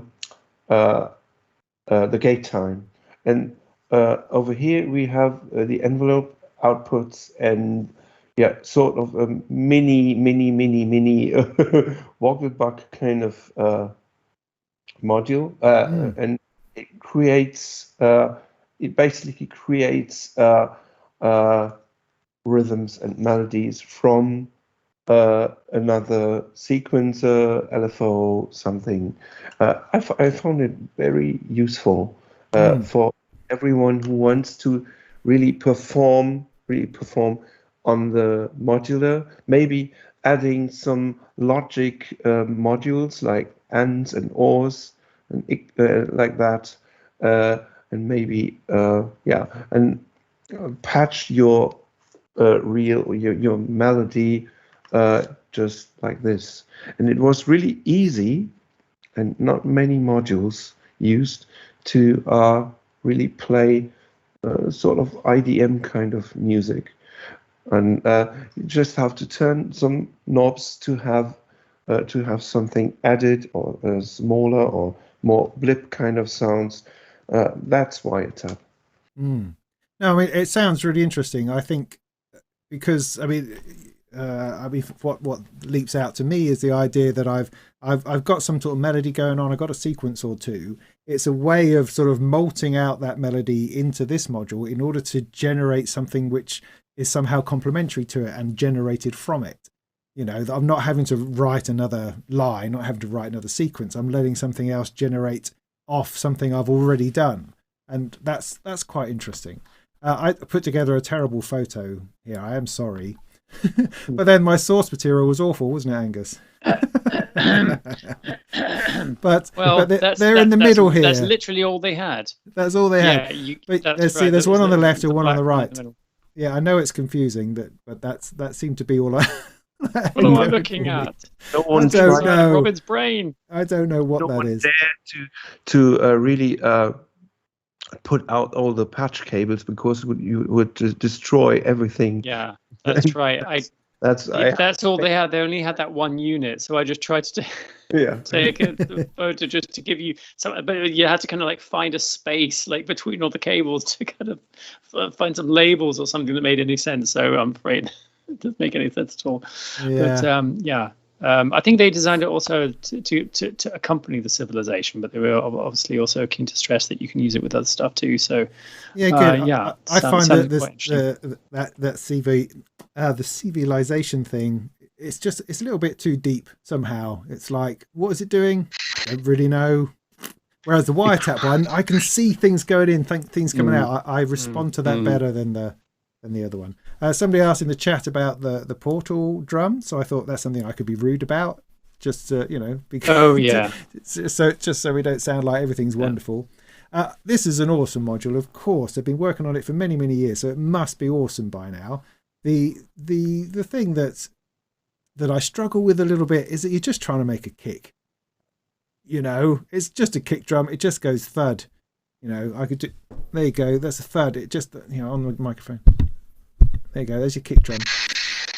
Oh, that's about all you need. But why not design a module that has 15 different controls of which to tweak that kick drum to exactly what it is that you want to do? I mean, it's fascinating stuff. For me, it's a little bit too microscopic on what I'm trying to do. Overkill for your process. Overkill, yeah. Sorry, I thought you were going to say too clever for me, which is probably also true. I would never say that. but never. But yeah, I mean, yeah, Rabid Elephant do fascinating modules. Yeah. Yeah. Yeah. Well, I mean, they do. I mean, I got nothing against what they're doing at all. It's a fantastic module. It's just a little bit too much fine detail, I think. Yeah. For ultimately trying to get a kick drum out of it, it seems a little bit a lot. But again, some people really get into that kind of minutiae, which is fine. Again, yeah, I mean, all your boots. I mean, some people, spend obviously a lot of time just layering various kick drums, processing the kick drums, making them. That's such a key part of the sound, and I think that's obviously something that's going to be very appealing to them rather than you, apparently. Yeah, I mean, they probably make money from their music, so it's probably important. You went there. I wasn't going to go there. Yeah, whereas for me, I don't know, I'm spending too much time over here trying to form a kick drum. Let's go and do something else. But, let's go and hit a microphone with my finger. Yes, yeah. Well, no, as I said to you earlier, my Commodore 64 sampler, which is something I made music on many years ago, my kick drum was exactly that. I banged the included microphone. Yes. Banged. That was my snare. I had that and a James Brown sample, and that was my track, I think. Cool. Those were the days. Cool. Those were the days. Yeah, I mean, I'm sure there's probably things. How do you pronounce them? Is it Xeoc devices? Yeah. XAOC. Yeah. I'm not quite sure how you pronounce them. Maybe somebody knows what the right pronunciation is. People keep telling me it's chaos. It's pronounced chaos. I can't remember if that's right either.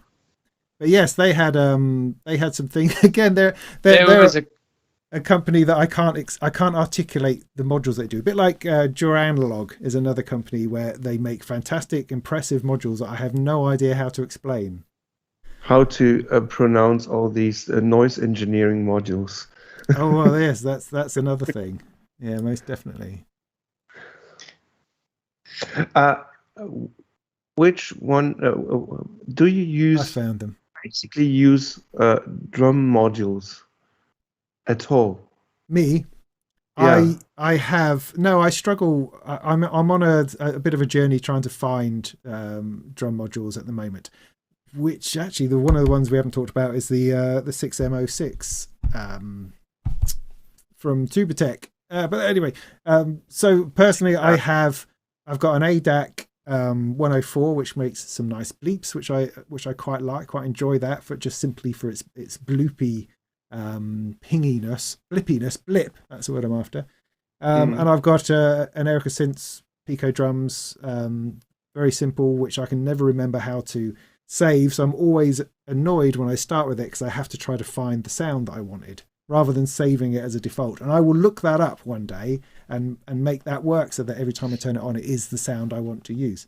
But that's about all I've got. I do also have a Queen of Pentacles, funnily enough, but that's gone into my I'm frustrated with this module pile.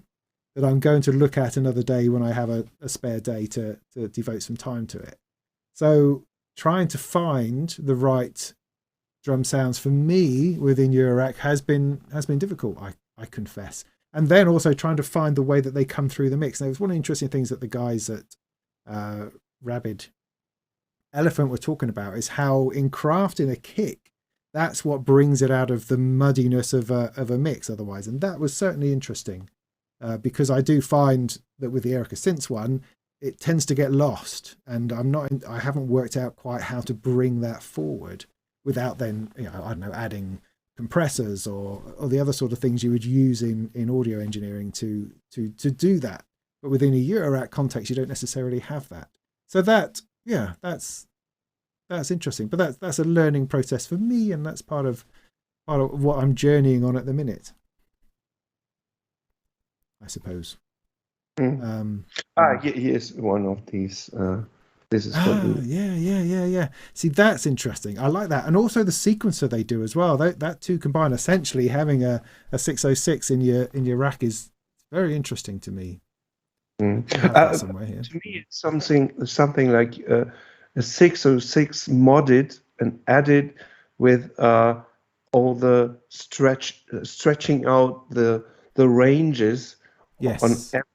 On all knobs. So for me, this makes more sense than most of these standard bass drum modules to me. When I had my hands on it, and that I normally wouldn't even dare to really get used to it or make use of it.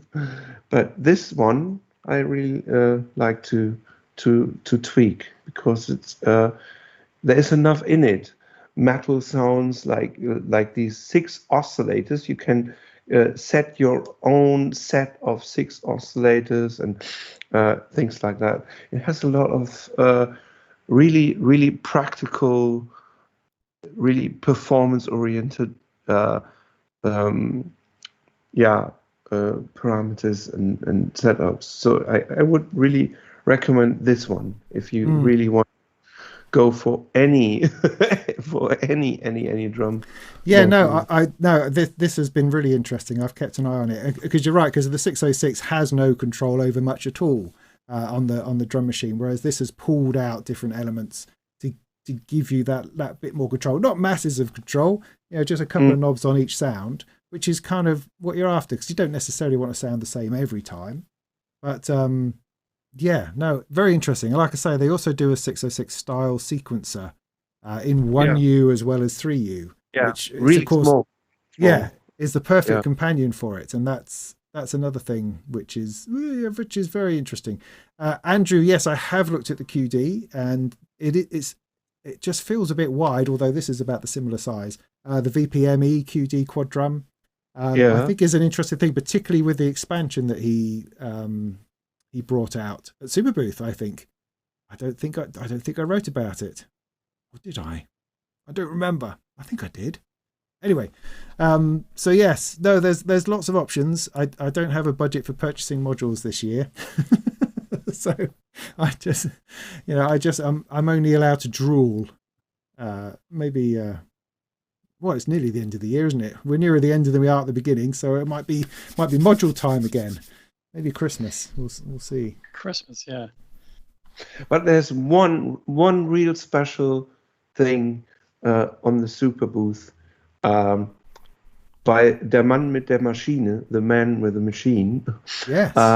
Droid. It's called Droid. Yes. And it's some kind of script. It's not even a script. You can make your own modulation sources, and in this case he had a new module added, and it is based on motor faders. Yes. And you set these to display your sequence or your functions, as well as adding as many as you want, potentiometers, buttons, everything.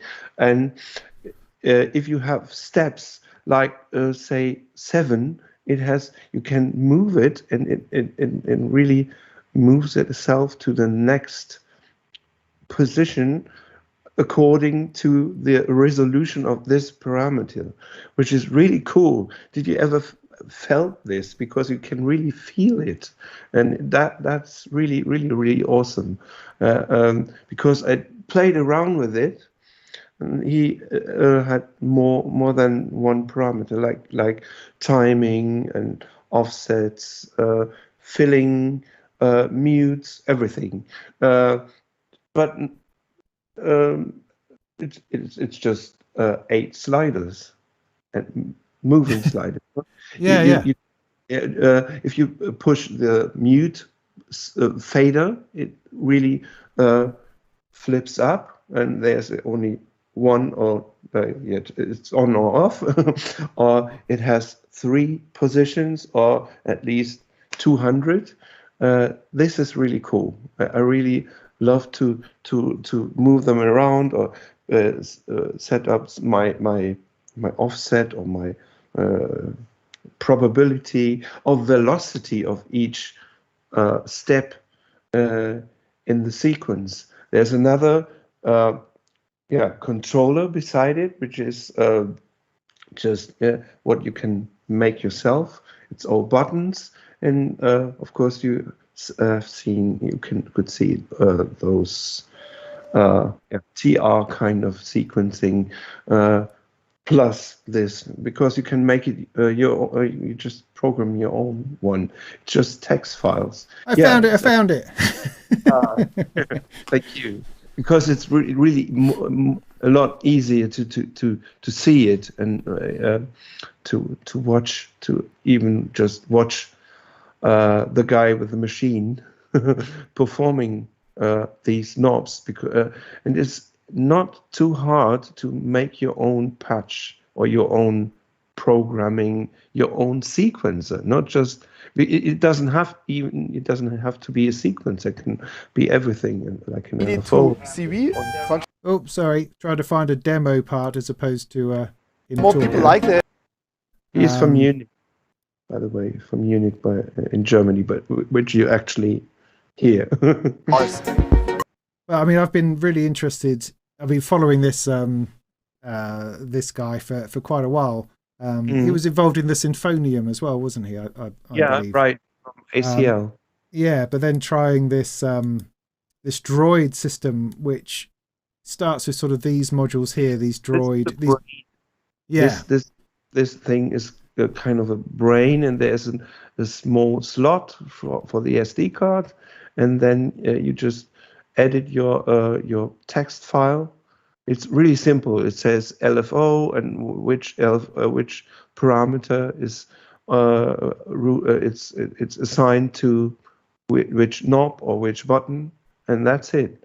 It's really easy. So you make your own performance controller, generator, oscillator things. Yes.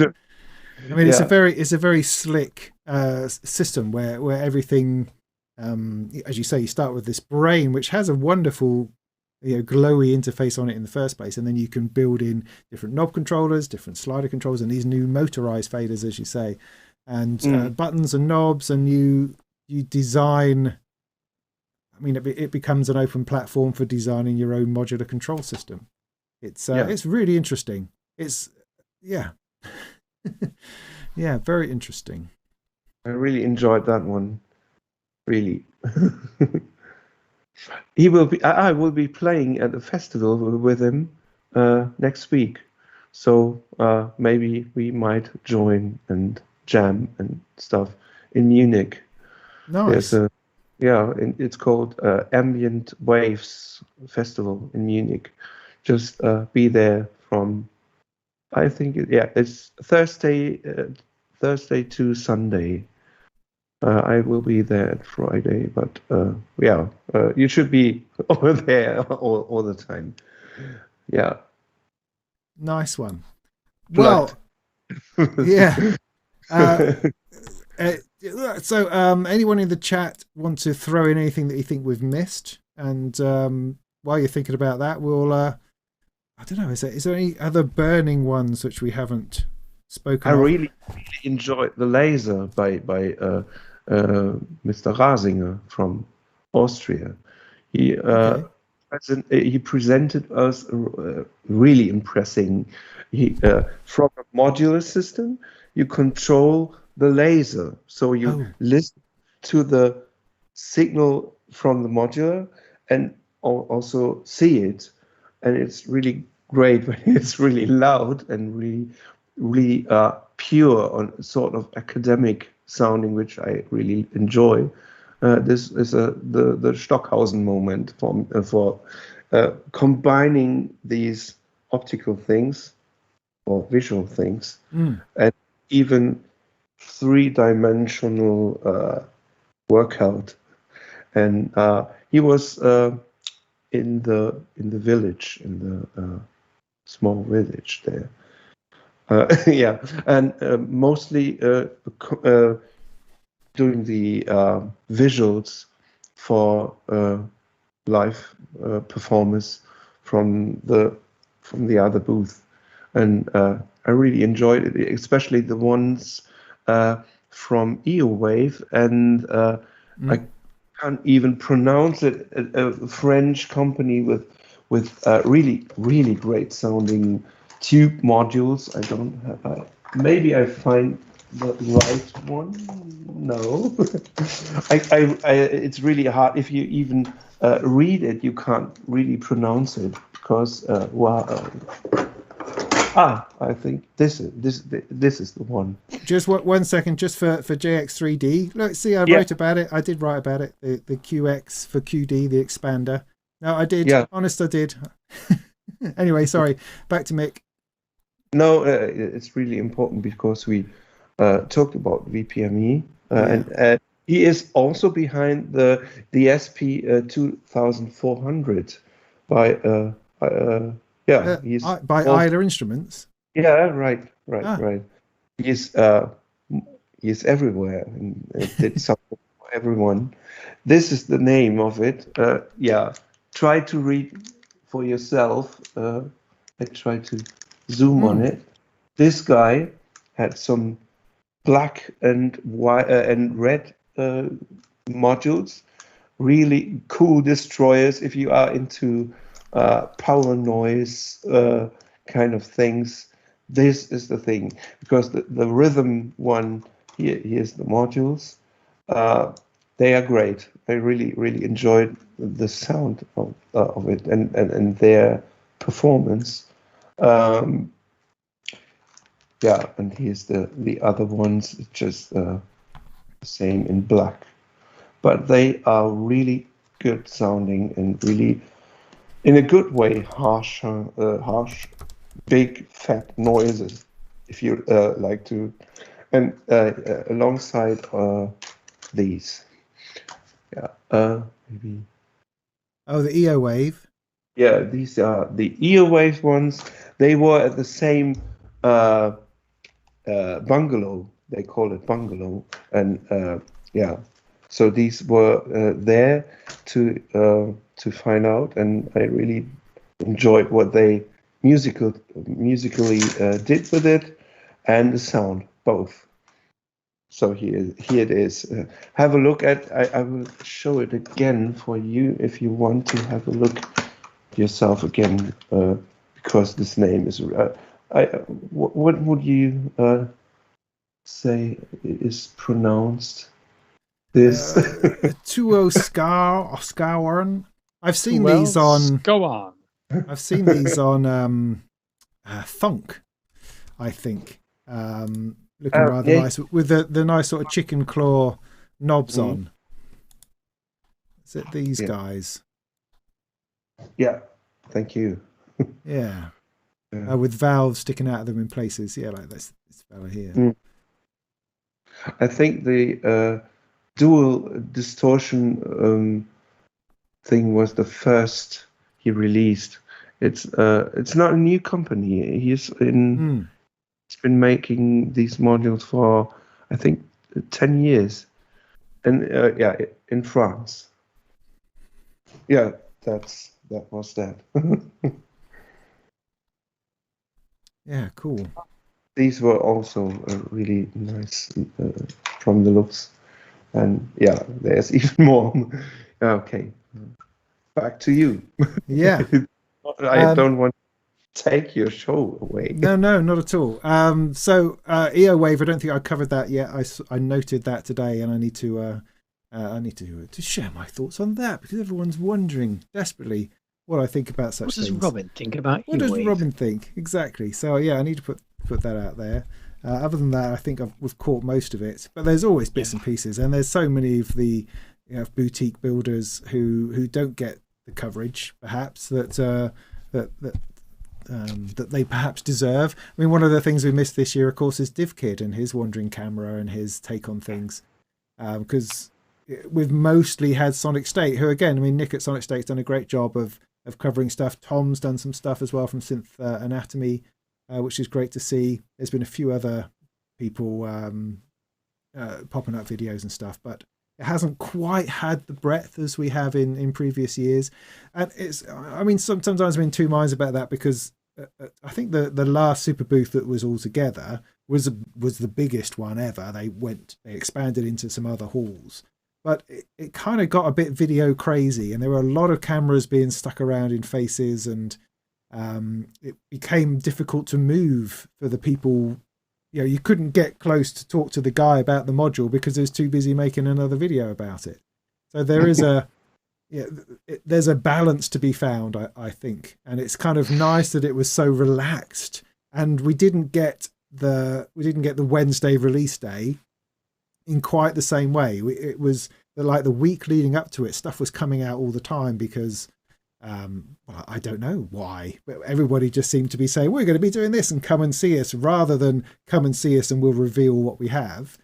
People were saying this is what we're going to have, come and have a look, and I thought that was a much more relaxed feel to the ramp up to the show, and I think got things quite exciting to the point where I was going, I want to go now. Yeah, it was definitely that kind of like balance between, I mean, obviously people have been working on things for longer. They'd had longer to kind of bring, the odd product to fruition. And given that it was quite a reduced, the breadth it was narrower in terms of the number of exhibitors and so on. But the density, perhaps, of really interesting stuff was, I thought, really high. Yeah. Maybe it was also because you had NobCon just previously, and it was kind of like there was a kind of move across. So there was already a lot of focus stuff going on. I really liked reading your piece on Gearnews, Robin, about just going through some of the stuff that wasn't maybe the headline stuff, but also it's super interesting. And then you kind of faded into Superbooth. So it was more of a kind of, it wasn't, you didn't have this flood of teaser videos like 5 days before, 3 days before, which I'm quite thankful of.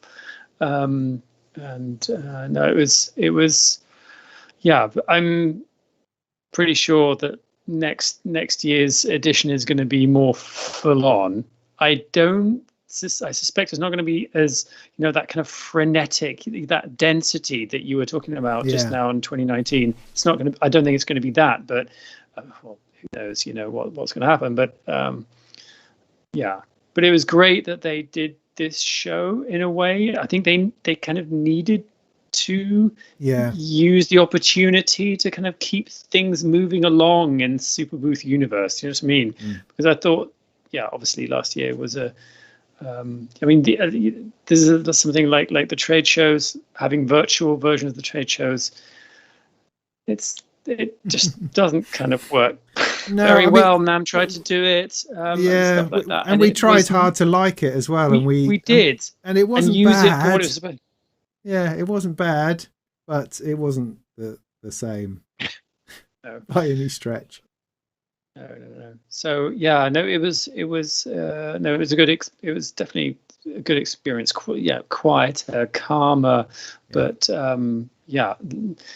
I now that you mentioned that thing about the about not being able to even get close to some of the interesting stuff because of all the video stuff that was going on, I kind of suppressed that memory, but there was a lot of that going on.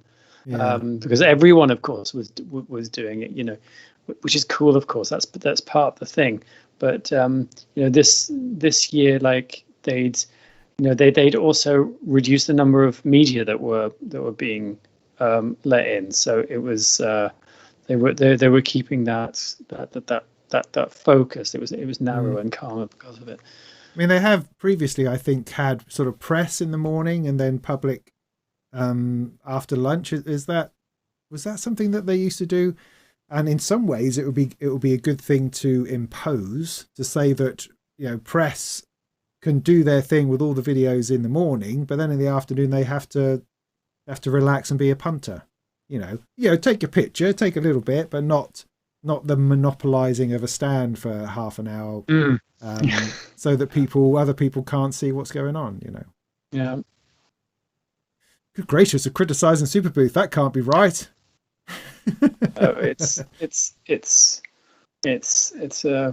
It carries on being an awesome event. Yeah, it does. Absolutely. It was great. Well, we should pull this to a close. We did a couple of hours. We weren't planning on that at all. We thought we might do an hour, and then whoomp, it just goes like that. You see, I could open another beer and I could be here for another hour yet. But I think that's enough. I think we've done plenty. No, that's cool. No, it's been a total pleasure, Robin, to talk to you. And this is like, I've